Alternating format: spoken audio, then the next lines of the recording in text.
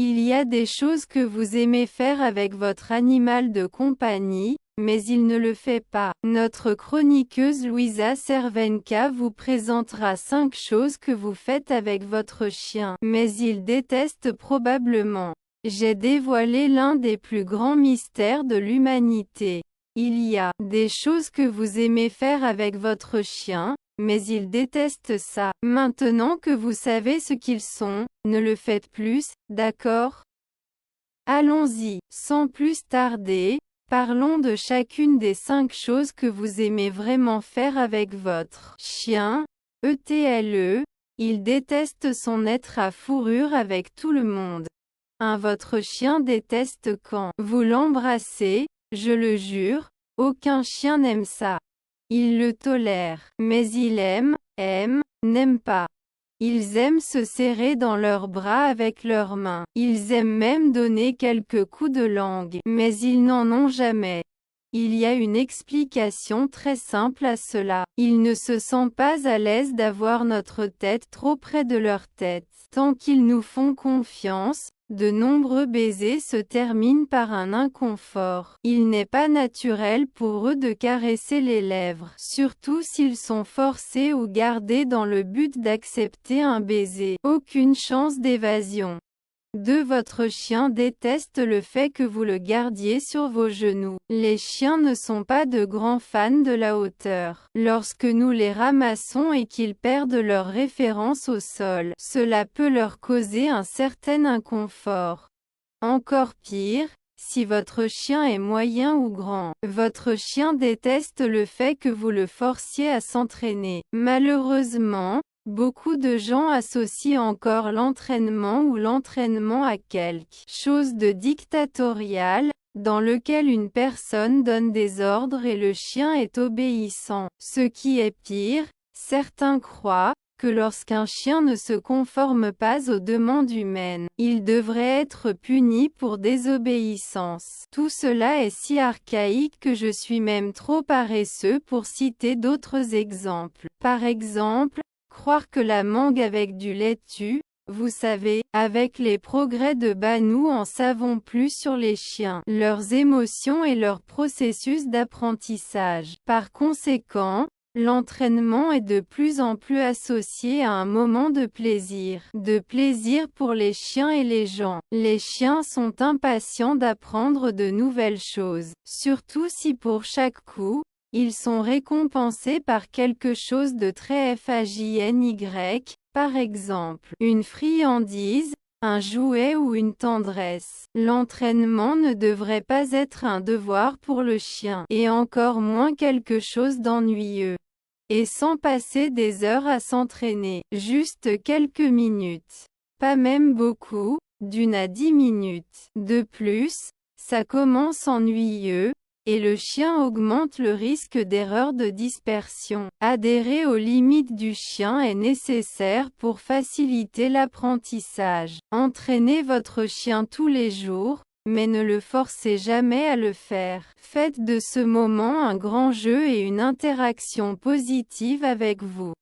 4. Votre chien il déteste quand vous le combattez. Je sais qu'il peut sembler impossible qu'un monde existe dans lequel nous ne combattons pas un chien, mais je jure que non seulement c'est possible, mais c'est le meilleur pour votre relation avec lui. Vous connaissez le dicton. Il sait qu'il a fait quelque chose de mal. Il n'y a pas de grain de vérité là-dedans. Dans la plupart des cas, la réaction du chien derrière cette phrase est la peur. Il sait pourquoi il se cache, sonne la peur. Il le sait, parce qu'alors il vient lécher et s'excuser, c'est la peur. Il le sait parce que sa queue est rentrée et son oreille en arrière, c'est la peur. Et toute autre réaction possible d'un chien, y compris grogner ou aboyer, est la peur. La seule émotion qu'un chien ressent lorsque vous le combattez est la peur. Et personne n'apprend par la peur. Tout au plus,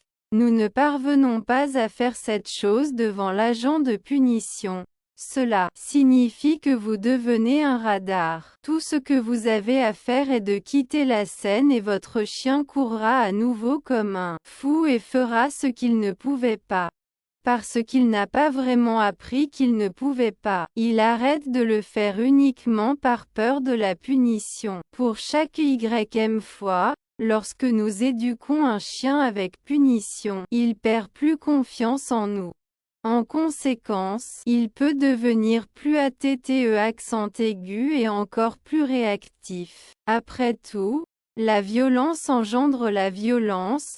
Crier est déjà de la violence. Je ne veux pas être dans une relation dont j'ai peur. Oh, c'est le moins cause de l'anxiété ou du tourment chez une créature qui n'a rien à voir avec mes frustrations que ce que j'ai idéalisé en tant que chien. Nous nous disputons sur un comportement que nous aimerions que le chien ait mais qui n'existe pas. Cela nous frustre et nous met en colère.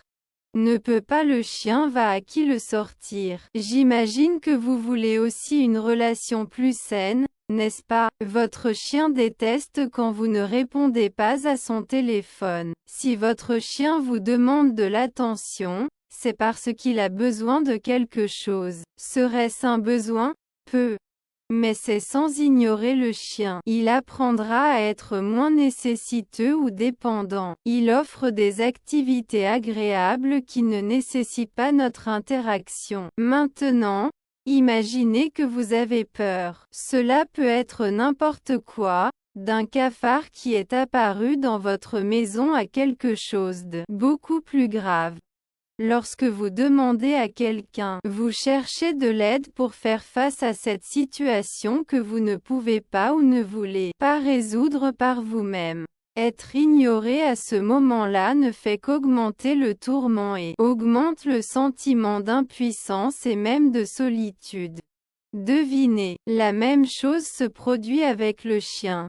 Bien sûr, le degré de conscience que nous avons est très différent du degré de conscience du chien, mais cela ne veut pas dire qu'il ne ressent pas la même chose que nous. Donc, lorsque votre chien vous le demande, pour quelque raison que ce soit, respectez-vous. Si vous ne voulez pas qu'il vous le demande si souvent, apprenez-lui à être plus confiant ou encore plus autonome. Offrez un enrichissement de l'environnement, des anneaux de dentition, des jouets avec lesquels il n'a pas besoin de votre aide pour interagir. C'est de nous, les gens, si nous allons empêcher WSCES comportements qui ne nous sont pas souhaitables.